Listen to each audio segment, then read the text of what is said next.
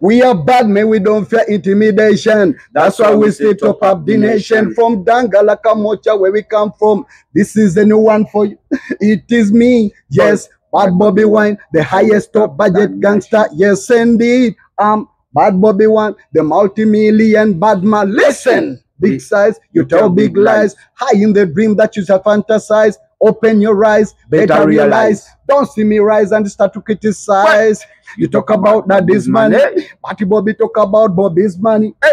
You better wake up from the dream. Better grow up before you turn 40. But them dream them bad. But me are better than them by far. By far. Them and them dream them good. But me are better than them by far. By far. Sometimes them dream them good. Sometimes they dream. Sometimes them dream them cool. But them are full and full by far. Get them. Sometimes they dream. Sometimes them dream them full. But me are, but them are full and full by far. Akasajja kakuba mwe wako. Kamukuba hands down. Paka. Na.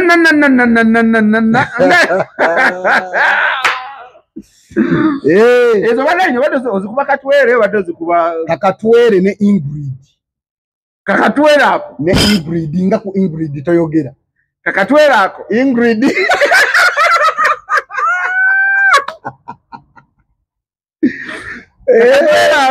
Kakatwere ne Ingrid abantu abo babiri bandisa akakanja. Wakagobye mu ntebe ggulo. Nakagobye sagalira ddala gasa. Socho wakagobye mu ntebe. Kade kaddugala.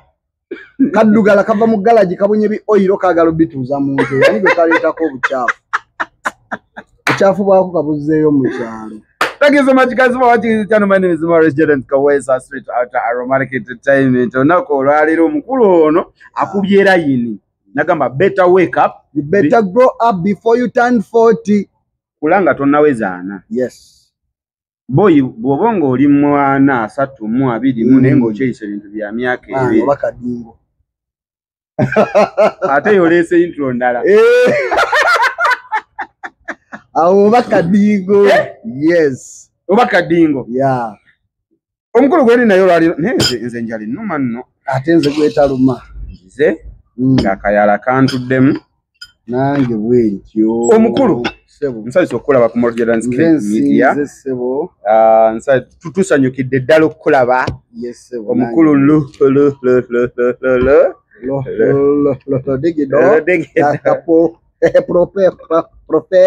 professional house manager.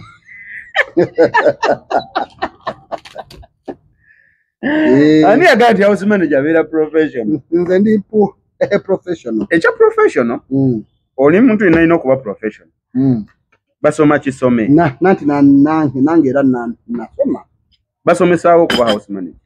Basomesaawo okuba house manager. Institution jeziri. Nga nzisomesa oba house manager. Management. Teziriyo. Wakanye kuba tewasoma. Ate nze atasoma. Anti bwoba tewasoma obeera olowooza okusoma tekuliyo. Kyogambye bwekityo bwe kiri. Kati tuweko ku institution yemu esomesebwa house manager wano mu Uganda. Institution zonna esomesebwa house manager. House management. Lwaki wayagala kusula na Senga Bakananza?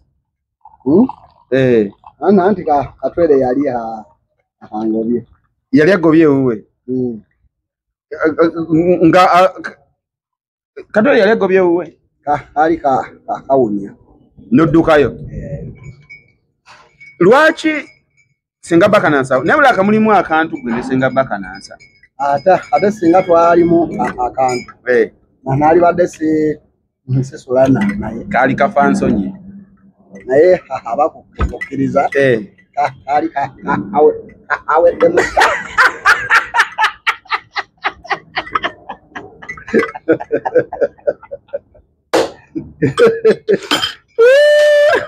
Abakukkiriza. Ekiregera ge gali amagezi go. Sigengo. Naye. Awo kyali kigwa. Nawe obeere musajja mmekete. Nanti bampita damage. nali mulaza touch.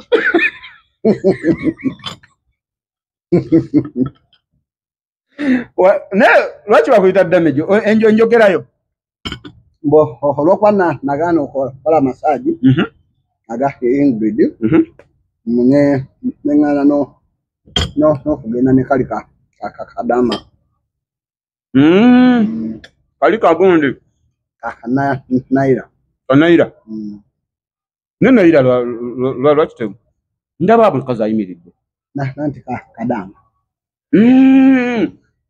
bakadama togira professional omulamba agende ne kadama kiba tekigwa tekigwa oba bakadama naye yali professional yali bambi yali professional bano be balondako bano be bakubira senga nfunirayo omukozi nze tebanfuna bwe kali gwe bakufuna batya olinaho okujja ku office nombukinga bakama bange ne bakuwa agreement nosigninga nenvaayo nojjuzaawo emirimu gyonjagaza si kutuuka nga waŋŋamba ku lolongoza nju onsabe massage wakulongoza njo nalabako ng'omukulu w'oluta akugamba oggale geeti nakyo nekikufuukira ekisibo seguli gumu ku mirimu gyange gye bakusayina gwajja kubeera mu nju kati eyo geeti eba erina okubaako ani asikaali ekyakugaana naye oli waka ndi waka kati emirimu egitalina abantu osobola ogikola mpola mpola wasayininga nkole ki wasayininga ki wasayininga kyenkuweeyo owa professional we bugira tonkozesa bintu byesaasayininga kukola Dr. Morris Jordan Kawesa straight out Aromatic Entertainment. Thank you nnyo omukulu gwendi naye olwaliro njagala nga alina mukulu nno alina bintu bingi njagala tumanye olunaku olwaliro. That's why mulese mumunsabye ebbanga ddene njagadde twogereko naye twagale n'okumanya yaani ng'ovudde ku ekyo yazaalibwa atyo nga nannanna kuba bayiza we nze nali nannanna mu buto ani agamba mbu totokyali isima amawe manzanya firimu bayidawe firimu ze nasooka okuzannya emabega eri nga mwekiri ng'ate kinene mukama wange nkulamusizzaku Morris Jordan Media njagala abantu bano sooka obeeyanjulire oba oliawo tuyinza n'okuba twasumuludde dda twasimbudde embalaasi amannya gaffe taata malamusiza bassebo ne bannyabo amannya nze Kizito Ismaish Kizito Ismaish omusajja ow'emmamba talya mmamba amazzi anywa bakizito bedya mmamba akabbiro muguya omubala sirya mmamba amazzi nywa olwoba otambudde ng'omuganga olwo ntambuddemuko ng'omuganga mbikuliddeko ku ntumbwe awo mba mbikudde ku ntumbwe nga weeteguka otambule omukulu Ismaish yasomako oba yasomera ddala nasale primary secondary university ate nenkomaawo nengattako era bino byenkola kuba ate si bye nali nasoma tegedde nali nasoma birala nendolaba ensi entwala walala ate awo bakama bange ababirimu abansingako ne baŋŋamba naye lwaki tojja ne bino n'obisomera ddala ng'oli talented ensirayo ewa mukyala Mariam Ndagire institution gye bayita Mofapak Mariam Ndagire Film and Performing Arts Center enzirayo nenkolawo diploma nga ngikola mu acting, writing and directing era sebo professional mu byonna byenkola ndiki professional si bya kutandika butandisi nti bakujeri bakuleete nti otandike kukola nedda oli professional ebyaddala professional buli kyenkola nkimanyi era nkyekakasa kigambo linga. So kati ova ku university kiwasoma? University nasoma psychology. Psychology. Because psychology yo nonti nsobola okulaba gwe ne mmanya nti ono nno ali bwati ne bwati nga tumbulidde bwe tuba kutta abantu nga 5 nga twaga tunoonyeeko omukyama so ba interviewinga mu katono bagamba omukyama psychology. Emirimu gya psychology mu Uganda mwegiri nnyo naddala mugondi mu poliisi mu detectives bitongole ebyo ebyenjawulo gyegiri ddala yes ng'omuntu asobola okujja n'aleeta CV ye ng'ejjudde ne bamuwa omulimu gwa psychology. Yes osobola okwongerako ka training awo akatonotono nga okusinziira mu department gy'oba ogenzeemu oba police you can become a very good CID. Osobola okubikaminga mbega omutuufu omulungi bingi wamaki ekiri kyogambye nti ababbi nga batudde awo zisobola omanya nti oyo yemu n'omusportinga n'ogamba okusinziira oluusi olina kwa statement n'ofuna ne ku mulala n'oddamu n'otunula mu statement ezo n'ogattagatta n'ogamba psychology. So kati ovaayo wagezaako okunoonya ku mulimu ogwo gwa psychology? Saagezaako. That is something I did at campus okusanyusa abazadde nga w'onoogamba oyingidde university oyina okukola course naye nga gwe omutima gwo tegubiriiko nnyo osoma kumaliriza. Manyi abaana bangi bali mu kusoma naye ng'ebyaddala bye basoma si bye baagala okuba. Abamu basoma nga ne kye baagala okuba tebakimanyi naye nga just asoma busomi amalirize asanyuse bakadde be. So nyinza okugamba mbu eyo course nagikola kusanyusa abakadde. Kuba mukadde gye yali ayagala? Mukadde not really ye mukadde aba ayagala osome kati ate naawe nga tomanyi nnyo byosoma kati mulimu abazadde abamu abakola kye bayita career guidance ng'obeera ogenda ku university n'akugaidinga wano nawaliye n'akusalirawo ki ky'oba okola nga mumaze kutegeera ddala kati ne bayo ate ffe abataafuna ogwo mukisa oluusi nga bazadde baffe baali nabo tebaatuukayo kati nga gwe bw'otuukayo gwe olina okwetegerera kati gwe olonda byangu oba okitegeera olonda byangu osome omalirize naye ng'oluusi toyinaamu na ssuubi nti byensoma nja bikola. So kati ova ku university ojoininga Mariam Ndagire? Bwe nva ku university nno before by nga tutunagenda eyo kuba tukulaba oli muzanyi wa film mulungi and you've acted a lot of movies. First of all oli muzanyi wa film, oli writer, oli director. Ekintu ekyo kuva eno mu buto mu primary secondary biki wajjanga okula okiwulira nti no okiwuliramu mu ekiri oba watuuka eno ng'omaze university n'ogamba nti kati noonyeza emirimu gibuze kanjoininge art industry? Kati awo waliwo gye bayita funny story. One, nze mu kusoma nazannyako omulundi gumu, that was in my P6. Waliwo competitions zaali eyo mu masomero gaffe inter schools ezo competitions nga tuzannya about AIDS.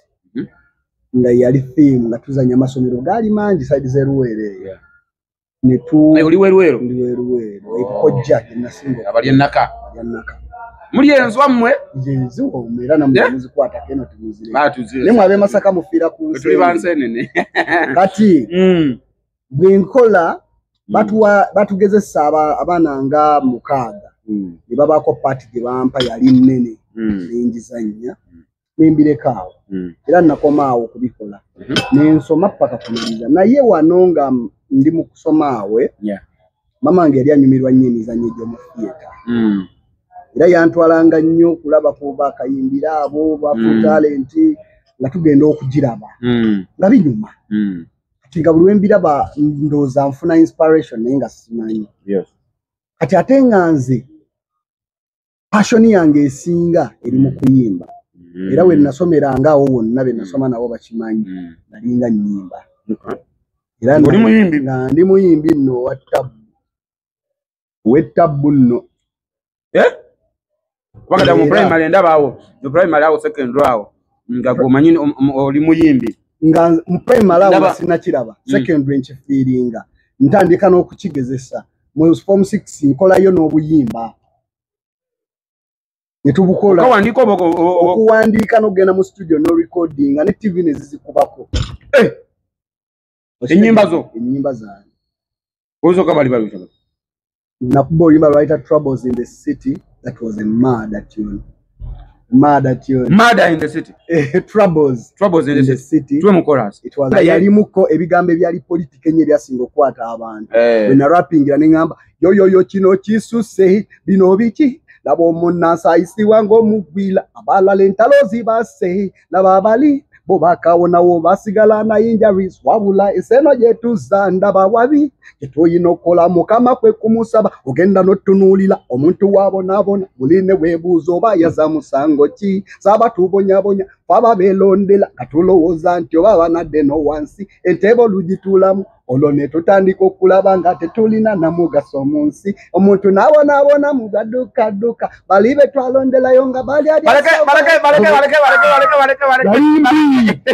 yalimbi balekao omanyi mwemba manyi ali musobola okujja mu lyrics wanezimu ne muziwandiika wali n'ogenda mu studio n'okola ate we bali n'abayimbi batulaba yetenga kumbeera eriwo kati political kati zikomya lyrics zaffe zitereke wakiri tujaziwa abaana baffe banazikuba mwe ekyo so nali muyimbi ddala akati munnange nzija nkwatagana n'omuzanyi wa film gwe bayita Jamila Kalungi. Jami she was my friend. That's the fine girl. Akusanga wa Jami bali tubeera naye mu Wandegeya. We grew up together in Wandegeya. Kakati ajja natandikanga njomperekereko jolabe gituzanyira film njomperekereko one day mwerekerako olwo sebi olike bya film nali sibyagala nga ngamba n'abantu tebinyumira olwo oli mu secondary primary gundi maliriza university maliriza gundi high school yes ndi ku university okay kati anemerako wande nangamba mwerekereko mwerekerako ntukane mbalaba nga bakola rehearsals wa bali makererao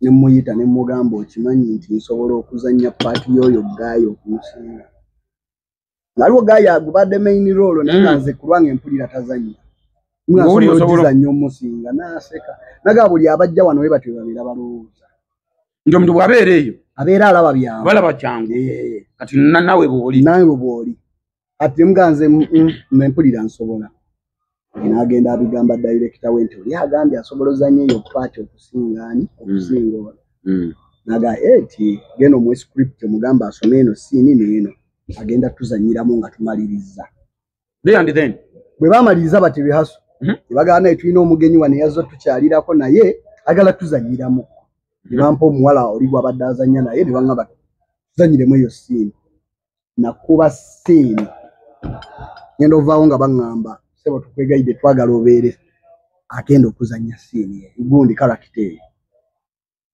ibyaddala wallahi billahi tallah film bali bagiyita Sheila the housemaid era namaliriza nze Ryan bawa Sheila naye nga nali ngenze balabako bulabi bannange empalana kebe wali ennuku kebe wali nkitegeera bagivuganyiza abantu basatu nga naye gwe basuubira nti yabasinga bwe najja omujjawo before that Jamila okutwala Makerera awo kumuwerekerako nozanyayo first time wali ozanyeko anywhere kugambye nali nakoma mu P6 nga tubyagala na byagala sibyagala kale nga ebyo mu theater binyumira naye nga film tezinyumira ku lwange ngera ngamba bannayuganda nga when I compare it to Nigerians and comparing of South Africans Americans and ndaba tuli bubi nnyo nga mpulira they don't inspire me to be part of them.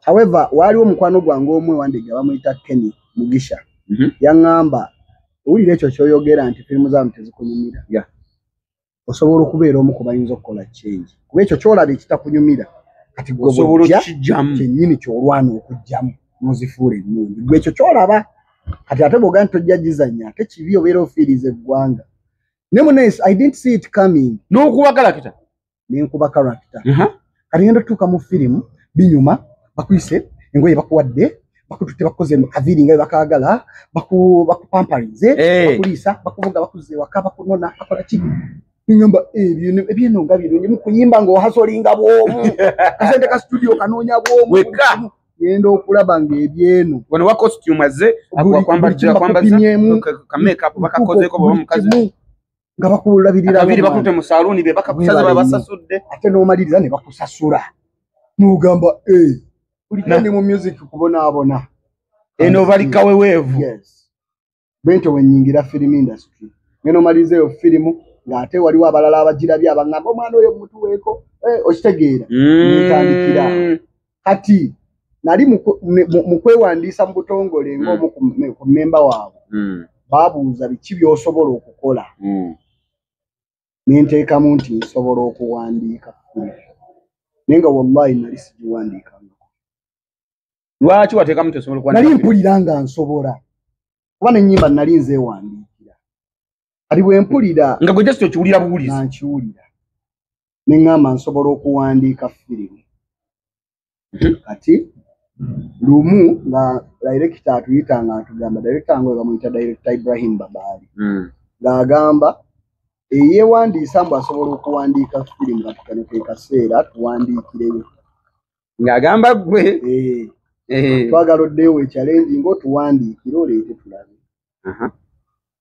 nzirayo nempandiika nga naye byaddala nga kyempandiikako tukiinaako knowledge naye ngendo gimuwa script n'agyagala talented nagamba oli talented nga first time to my first time kati ng'obitegese mbu nno day night kati by that time nali nkoze bukozi lugero gwewandiika lugero nga bwe mbitegeera kati olwo batandika okukola ki okumpa guidance flowinga bwebiti kati ate awo tuba tugizeemu awo ne tufunamu awo eyatuyingiza mu programu ey'okuzannya stage aliba tugenda tukyalirako omwami the late Honorable Katolo Bwama ebintu biri bisatu ebigaggawaza abantu production service delivery kino ekirala tekiwaliwe bakiwandiika naye nga kyekikulu ennyo obubbi olwokuna luno wetugenda omujjukira nkuyise ku tugenda bbaayo olwekira nga mwami Katolo Bwama atuyita ng'alabamu bye tusobola okukola era omuzannyo gwe twazanya nze yali n'atugamba muli talented musobola naye mwetaaga guidance mujje mbasomese okuwandiika kutuufu awo wentandikira ne ŋŋenda nampayo ku workshops nga buubwo nzeke wa John Segawa mpadde bu workshop mu art kuba kusomesa ku specific profession nga wonoga nti kati ziba classes yes ba class babatuuza ne babasomesa nti kati writing alimu bino ne babawa ku basics at the end of the John Segawa nampikize awo nintandika owandiika a stage play nenkola stage plays ezayunya ekibuga akabulamu yes naye nga bizanyo ngikolera ddala era bagizanyanga ne ku TV awo mu kibuga muno nze Spark TV ndo tukina buzibu no it's okay nga Spark TV ezanyo mizanyo yaffe nga naye nzawandiika then mwami Abe Mukiibi Haji nangamba naye lwaki toddayo n'osoma bino ebintu ebya writing nofuka professional writer director ebyaddala nga mbyagala naye bw'oba okuza oba ofunyemu ku buvunaanyizibwa oba bize biki ng'obudde owulire bukubula n'egyogenda osomera beetaaga ssente njagenda n'afuuka njagenda olina ka girlfriend keetaagayo ekitwalo ekaani njagala oyogere by'onoddamu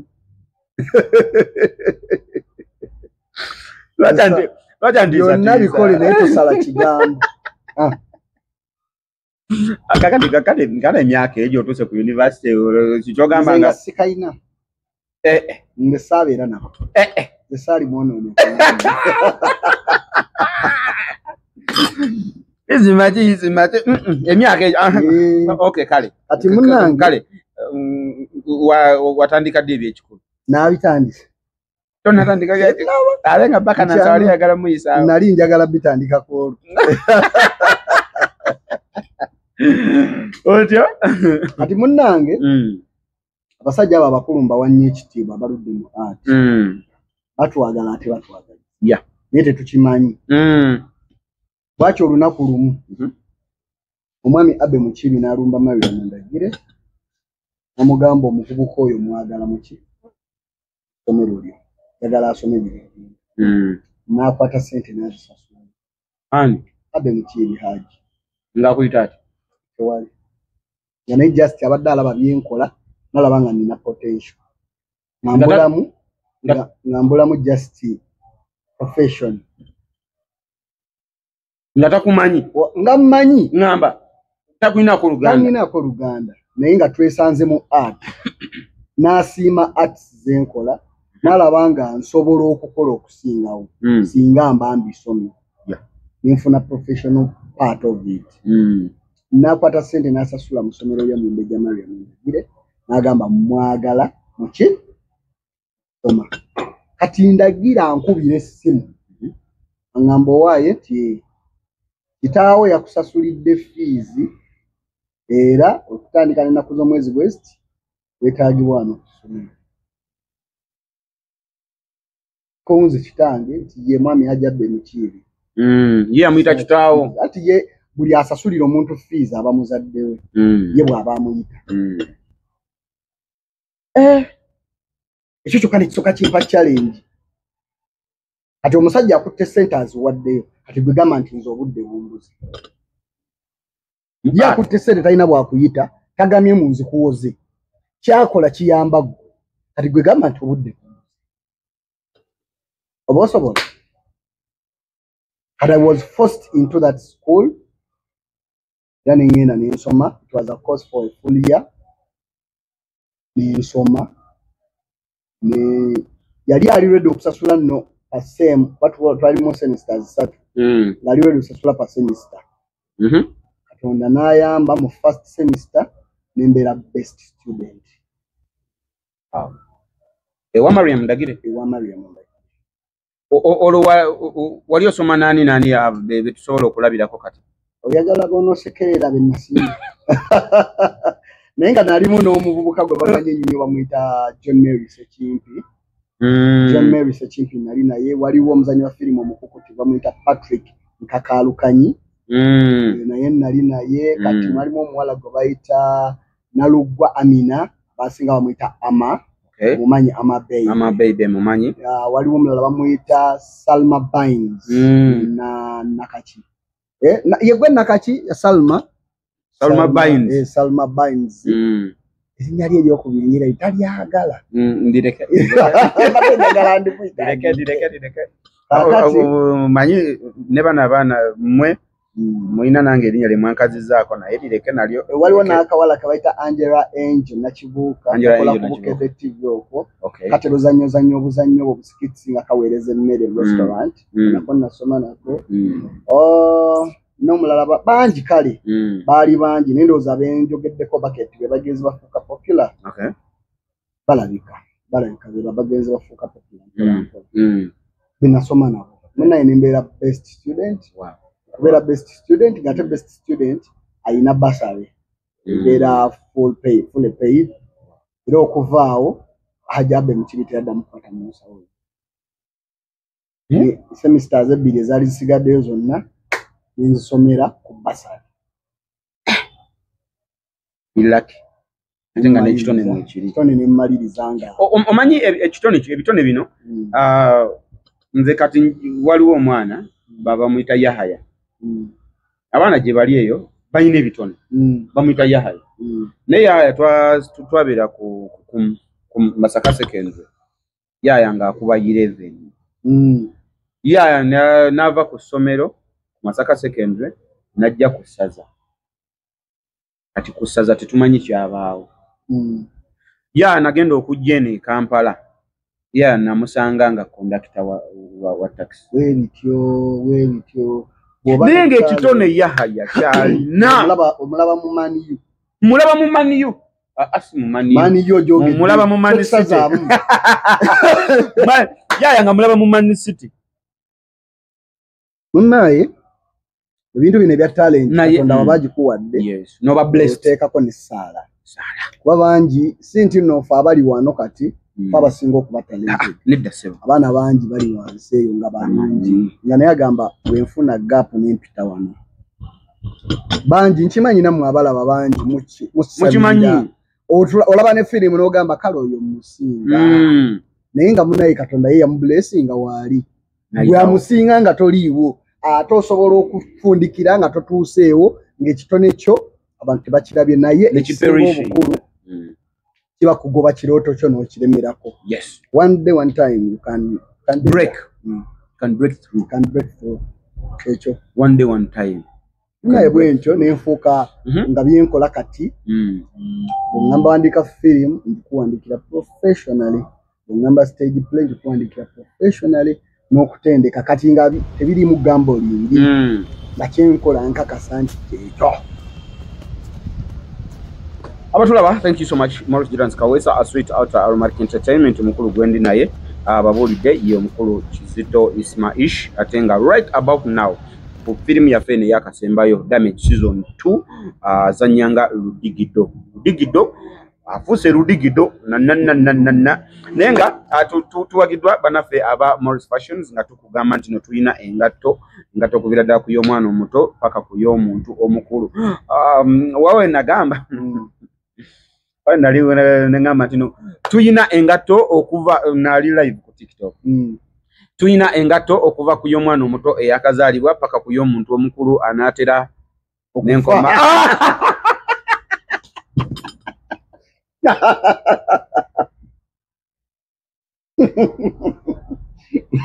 Nawe kimaze n'omwana ku TikTok yakimala naga Morris tusebo gambye n'omuntu omukulu anaatera oku. Wamazi kyogerangako nyenge namba y'essimu ye yeri awo wansi ate nga tuwagidde bannaffe aba Matendo restaurant nga bo bakugamba bayina akamere akalungi. Bali wali ku Kiyumba stage ku Salama Road. Bayina ekyenkya, bayina ekyemisana, bayina ekyeggulu. Ate nga ne delivery bakola. Osobola okubeera mu nnyumba yo n'okuba akasimu ne bagamba mundeetere emmere era basobola okugireeta. Tuwagidde bannaffe aba Mama Interior abo bali ku kizimbe wali ku Arua Park. Nabo bayitirivu nnyo. Bayina bed covers, bayina neti, bayina gawuni bino maze kunaaba, bayina tawero, bagita bathtub bath gawuni.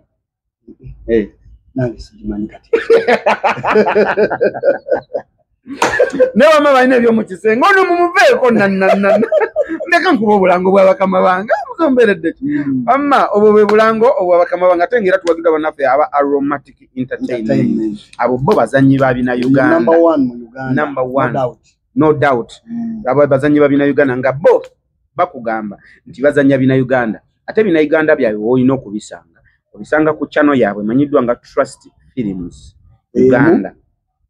Eyokubiri LM eyokusatu Station Movies ezo zokka wosanga bina Uganda byabwe.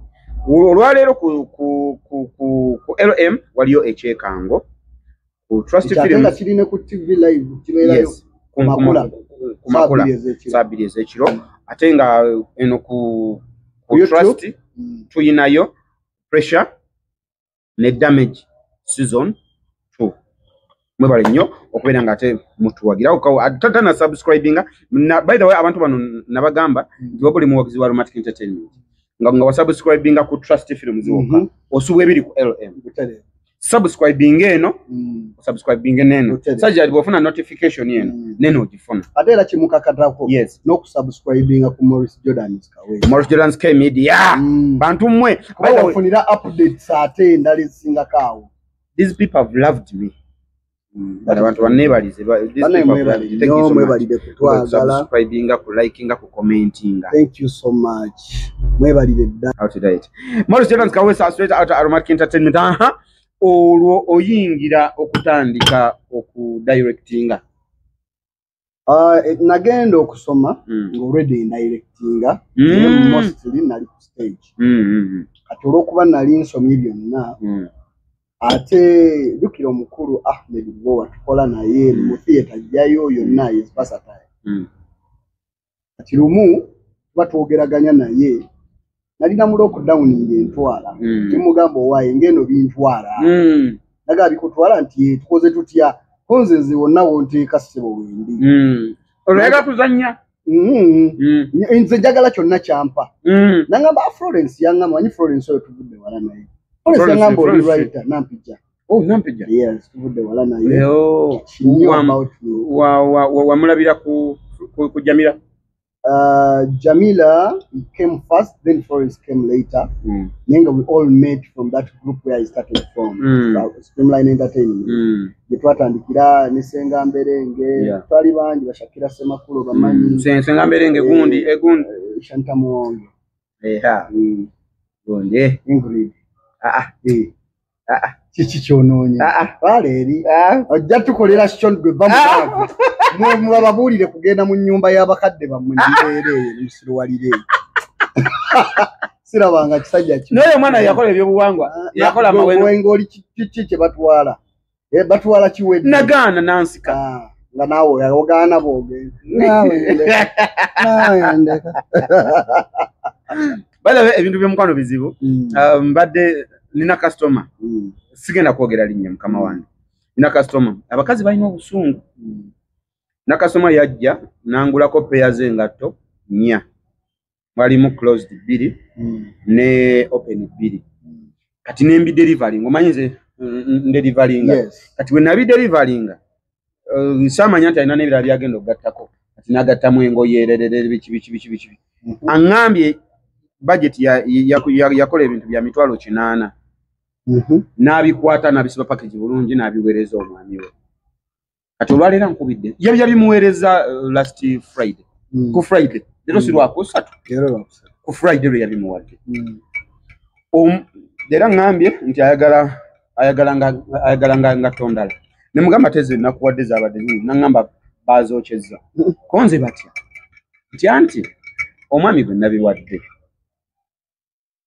boyfriend wange wabbali naye alina mukyala we kati omukyala yabirabye namubuuza gye bivudde ndowooza nga naye omwami wamwe namumanyi tasobola ku affording eyo yonna kulaba nagwa ku message kati ate ekyokusoma mubi nagwa ku message ze naye yabimuwadde byonna yabikumyeko omuliro nga byonna yabyokyezza kati atagambye ayagala ebirala kati atagambye ayagala ebirala era kubimuwa Bane abakyala mulina obusungu bannayi mukendeze ku busungu. Toyinza kwokya bintu bya almost mitwalo 8 almost kakadde. Oyo muntu abana obusungu. Kanate nono naye alemerako eyo gibayita laavu Ingrid yannemerako.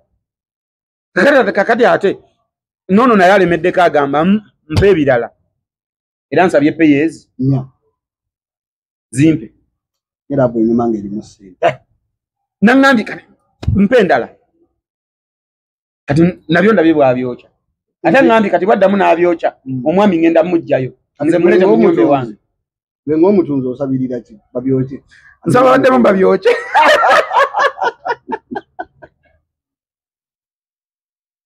nerwa namusajja gulacho kana kibuze kyombuziza cyane kibuze kibadde kyetagisa osanga omugolozi waliwo omugolozi yagololako emmotoka yange yagigolola olwasooka ne baddamu ne bamala ne banscratchinga wano mu maaso nenjizaayo n'agigolola n'akubako kafira n'addamu ne langi kati lumu mba mpitawo ku galaji yaawo mukama wange ng'oludde okujja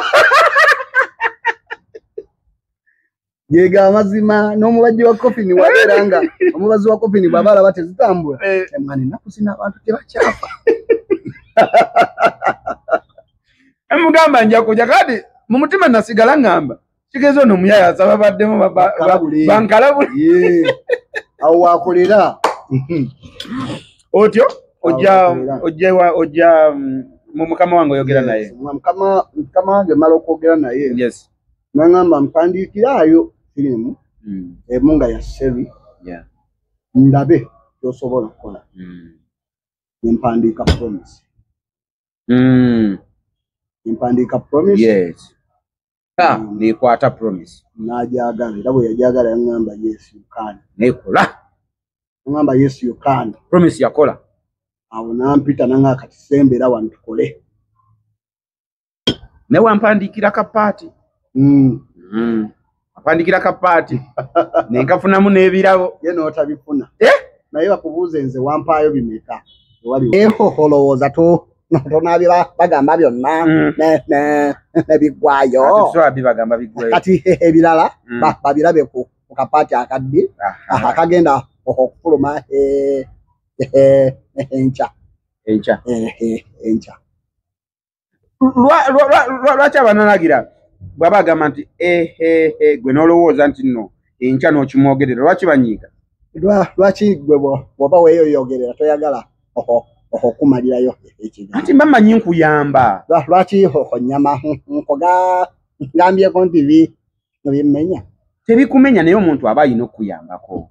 Kati ogamba for example enfuufu olemedde ku nfuufu. Anti onyinza okuba njagala kugamba enfuufu ate gwe n'omalayo enfuufu n'okubawo. Wamma tulabagane enkya nga tweyongerayo ne story yange enkya mubeereeko.